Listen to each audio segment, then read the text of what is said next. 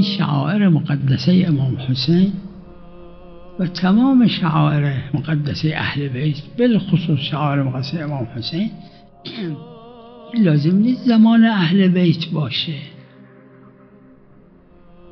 این دسته های سینه زنی زمان ائمه بوده.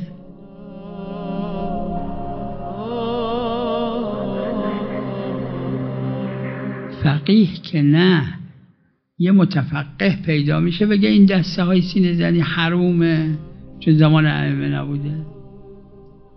زمان ائمه یه روزه بوده و شعری میخوندن برای ائمه علیه السلام در مصیبت های امام حسین علیه السلام. یه چند نفری هم گوش میدادن. چه فقهیه که میگه زمان ائمه نبوده؟